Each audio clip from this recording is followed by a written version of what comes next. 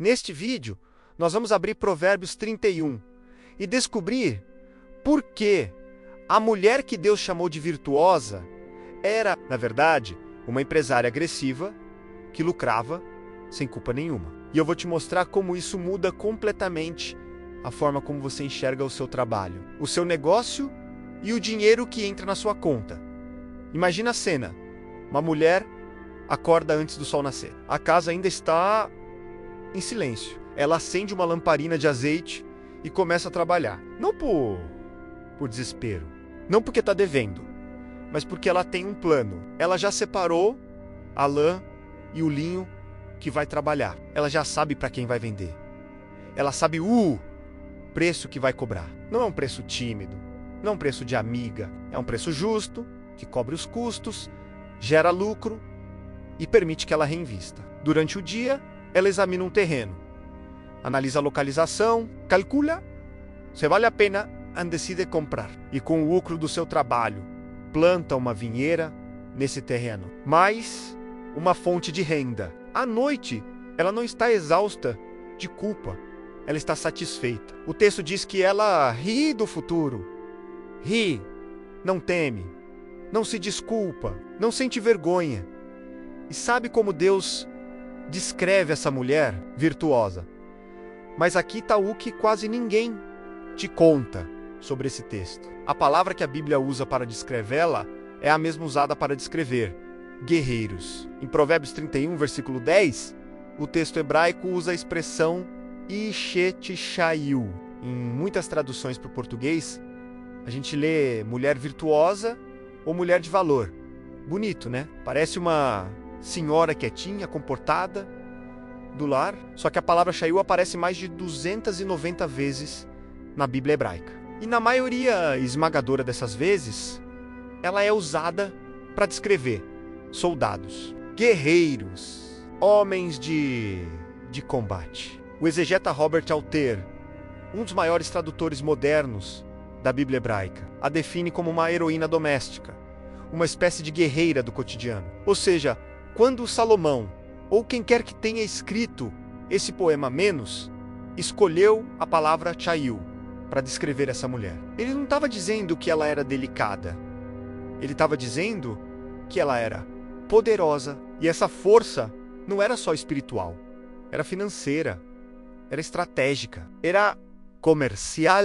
E quando a gente olha o que essa mulher fazia no dia a dia, fica claro por que Deus usou uma palavra de guerra para descrevê-la. Agora presta atenção, porque o que vem a seguir vai te obrigar a repensar tudo o que você acha sobre lucro e fé. Vamos abrir o texto, Provérbios 31, a partir do versículo 13.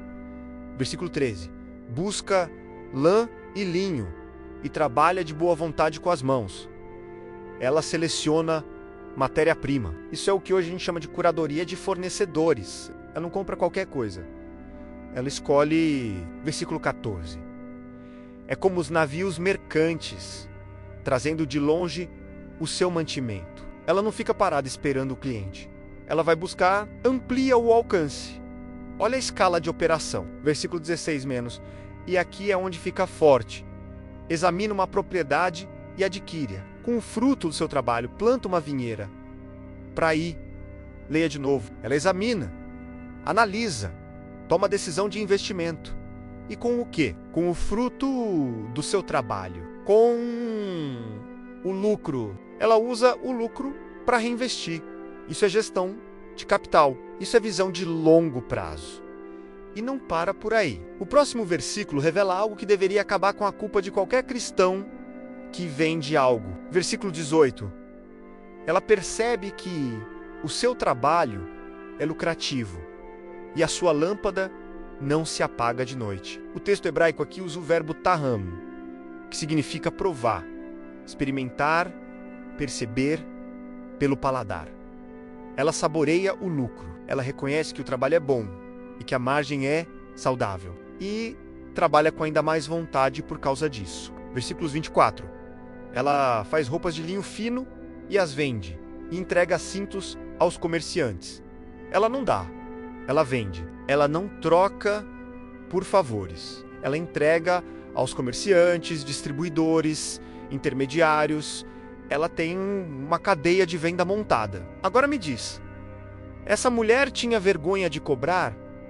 Mas se Deus celebra o lucro, de onde veio essa culpa que tantos cristãos carregam? Dona Marlene tem 58 anos, costureira, viúva, mora em Uberlândia, criou 3 filhos sozinha, com uma máquina Singer herdada da mãe. Durante 30 anos, Dona Marlene cobrou o preço de amiga de todo mundo.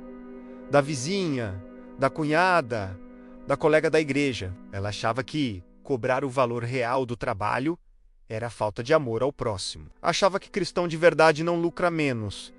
Serve. E serviu. Serviu até o ponto em que a máquina quebrou e ela não tinha dinheiro para consertar. Serviu até o ponto em que precisou pedir empréstimo no banco para pagar a conta de luz. Serviu até o ponto em que quase perdeu a casa. Um dia, a filha mais velha, que estava estudando administração, sentou com ela e abriu a Bíblia em Provérbios 31. Leu o versículo 18 em voz alta. Ela percebe que o seu trabalho é lucrativo e perguntou: Mãe, se essa mulher é o exemplo de Deus, por que a senhora tem vergonha de fazer o mesmo?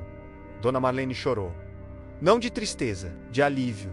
Pela primeira vez em 30 anos, alguém mostrou para ela que lucrar não era pecado. Era obrigação.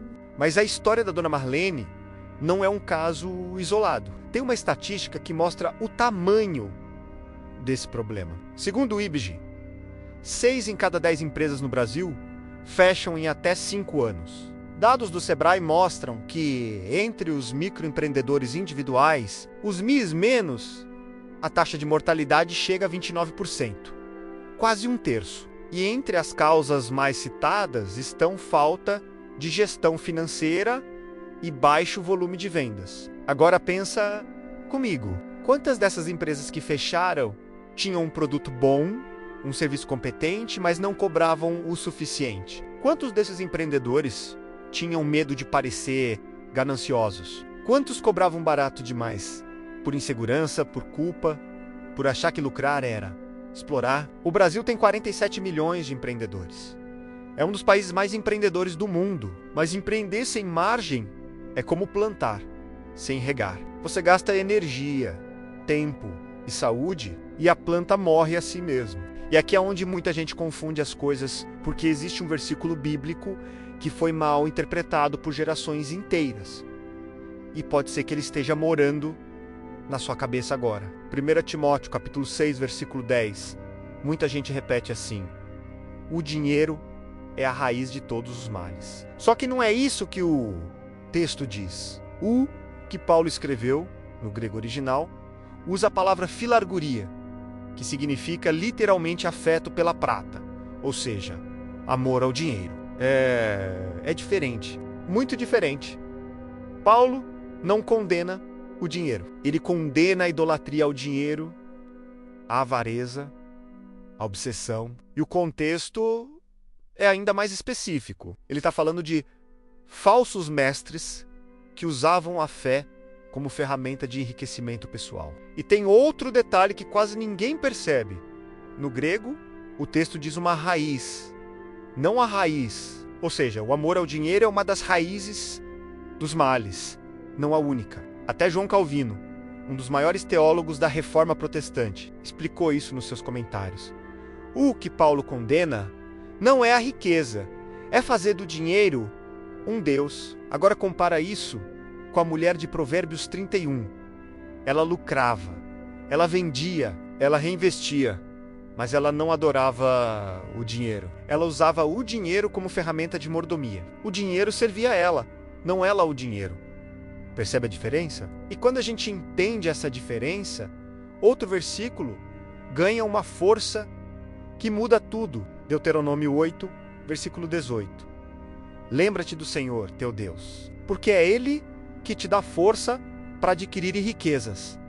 Esse versículo é um dos mais negligenciados nas igrejas. Ele não diz que Deus dá riqueza de graça, como um prêmio de loteria espiritual. Ele diz que Deus dá a força menos, a capacidade, a habilidade, a inteligência menos para que você trabalhe e adquira. Colossenses 3, versículo 23, completa o quadro.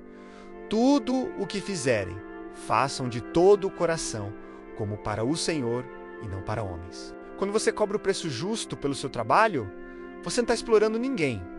Você está honrando o dom que recebeu. Quando você lucra e reinveste, você está multiplicando o que Deus colocou nas suas mãos. Sabe o que é realmente desvalorizar um dom de Deus? Cobrar tão barato que você não consegue continuar exercendo ele. E tem uma segunda história que mostra isso de forma tão clara que dói. Tiago é pastor bivocacional em Goiânia. Além do ministério, ele abriu uma loja de materiais de construção, mas desde o primeiro dia mantinha a margem de lucro no mínimo absoluto. Cobrava quase pelo preço de custo.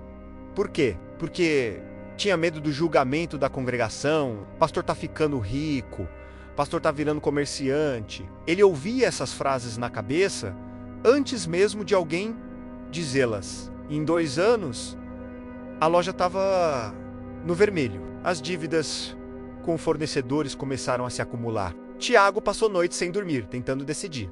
Fecho a loja e perco tudo. Ou aumento os preços e enfrento o que vão falar. Foi quando o mentor leu para ele Provérbios 14, versículo 23.